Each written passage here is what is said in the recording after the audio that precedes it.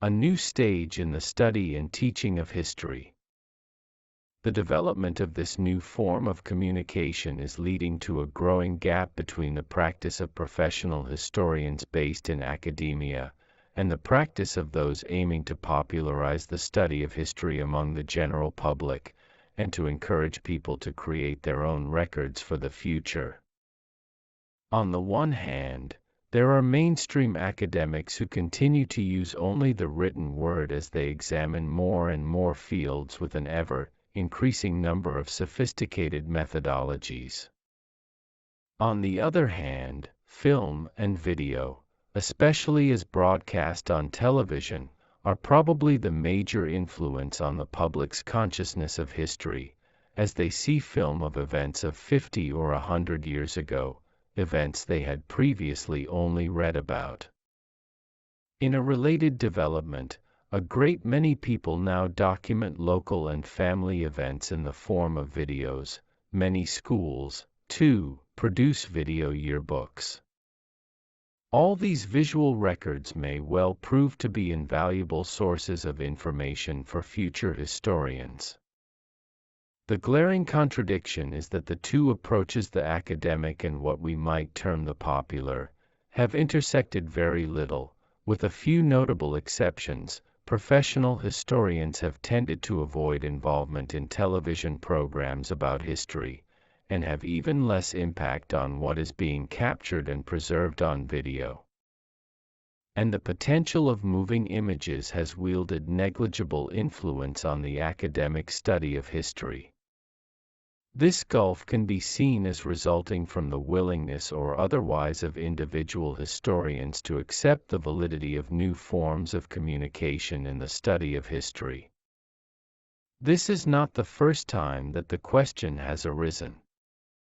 The study of history, as conceived of today, began with the transition from oral to literate culture, leading to the earliest written records and the earliest historical studies. The next great shift came with the advent of printing, which transformed everything.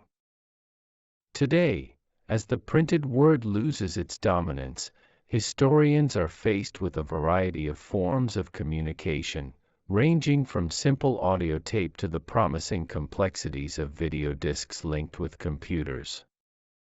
As yet, however, the use of moving images to record current events for the benefit of future historians does not even have a commonly agreed name. This does not mean that mainstream historians have totally rejected the use of moving images as sources. The majority seem intrigued by the idea, and valuable research has been carried out into the history and analysis of films with a broad circulation, using them as a source of information on the social and intellectual history of the 20th century. Journals such as American History Review have played a significant role in this field. Yet the number of historians using moving images in their research or teaching is very small. The barrier seems to be that the profession is structured around the medium of the written word, and is somewhat insulated in its academic setting. The use of moving images presents a substantial challenge to this setting and its assumptions. As a result, historians have rejected the training, the institutions, the motivations, and the professional structures that would be needed in order to use moving images effectively. Above all, they have rejected the necessity to learn complicated new skills. So why should historians make this change? Clearly, films or videos of events and people can be used as solid evidence of the past, linked to the words of the narrator, whether a television presenter/historian or a university teacher giving a lecture, but carrying information in their own right. Film has reintroduced the oral form as a mode of research and communication for documenting historical events. Now, with moving images, people are reminded that oral communication is not limited to words, it also includes body language, expression, and tone, and is embedded in a context. Little of this is evident in a written transcript. A further effect of video and film is that the narrator gives up some control and has less need to give explanations, while the viewer becomes involved in the process of interpreting and understanding history. Film or videotape can also aid historians by simplifying the work of the interviewer.